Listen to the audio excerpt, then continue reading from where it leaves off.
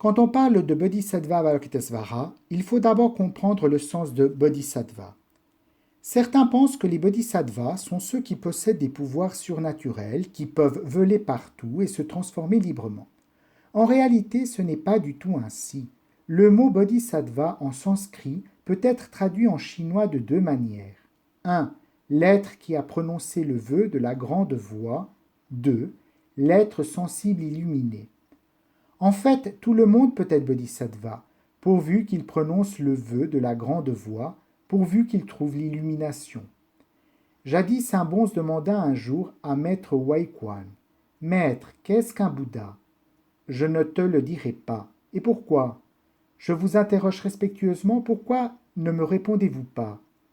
Parce que tu ne me croiras pas. Maître, comment pourrais-je ne pas vous croire ?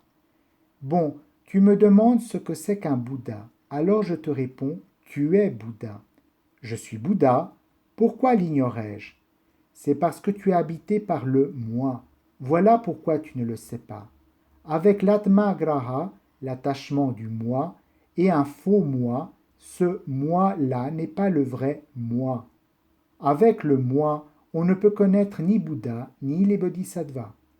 Alors, maître, pensez-vous que vous êtes Bouddha, que vous puissiez voir Bouddha ? Quel malheur! Tout à l'heure, avec un moi, ce n'était déjà pas Bouddha. Et voilà que maintenant on y ajoute encore un vous, et c'est encore moins Bouddha. Tu sais, si on laisse persister la distinction de moi, de vous, alors on ne peut voir le Tathagata. Alors sans le moi et sans le vous, nous deviendrons Bouddha. Sans le moi et sans le toi, qui est Bouddha ? Avec le moi et le toi, il n'y a pas de Bouddha. Alors sans le moi et le toi, qui est donc Bodhisattva ? Qui est Bouddha ? Les bodhisattvas et les bouddhas résident en fait en dehors du moi et du toi. Ils vivent dans l'équanimité du non-attachement et de la non-différence. Et c'est ainsi que tous les êtres sont identiques et que nous sommes tous bodhisattvas. Certains peuvent penser « Je suis formidable, je viens de lire le Sutra du cœur et me voilà devenu bodhisattva ». C'est vrai, nous sommes tous bodhisattvas, mais si on se compare avec Avalokitesvara, on est encore bien loin derrière lui. Il existe 51 niveaux de bodhisattva. Ainsi, tous ceux qui suivent l'enseignement maternel, primaire, secondaire ou universitaire sont appelés étudiants. Mais par rapport aux chercheurs des laboratoires, l'étudiant de classe maternelle a encore un bien long chemin à parcourir. Avalokitesvara est pareil aux chercheurs en laboratoire et nous, à un simple étudiant de maternelle. Dans le bouddhisme, nombreux sont ceux qui se nomment bodhisattvas. Par exemple, le grand maître Taishu a écrit un poème disant « Je ne suis pas un bhikshu et je ne suis pas encore un Bouddha, je voudrais qu'on puisse m'appeler bodhisattva. » Et pourquoi ? Si vous dites que je suis un bhikshu, j'ai honte car bien que j'ai respectueusement suivi les bhikshu préceptes, c'est loin d'être parfait et c'est pourquoi je n'ose pas me dire bhikshu. Et Bouddha ? Là c'est encore pire, je suis encore bien plus loin d'être Bouddha.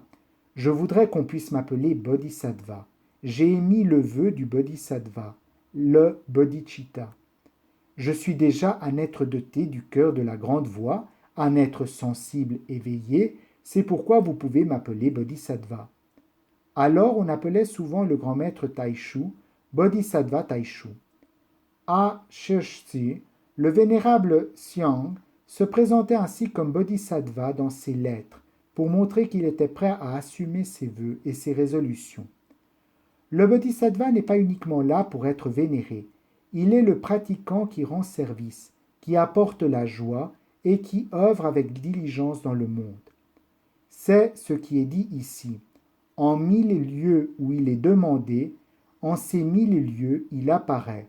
Il est la barque qui transporte les hommes sur l'océan de la souffrance.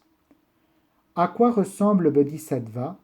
Il est dit, la claire et fraîche lune des bodhisattvas voyage souvent dans le vide parfait.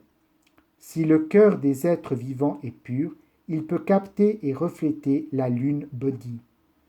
Le bodhisattva est comme la lune dans le ciel qui se reflète là où il y a de l'eau. Si la lune brille dans le ciel, on la verra dans la rivière, dans le bassin, dans la tasse. La lune est impartiale.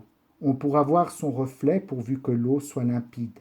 De même, si le cœur des êtres est pur, le bodhisattva y apparaîtra. Ainsi, si nous voulons devenir bodhisattva, nous devons commencer par cultiver un cœur pur, équitable et exempt d'égoïsme.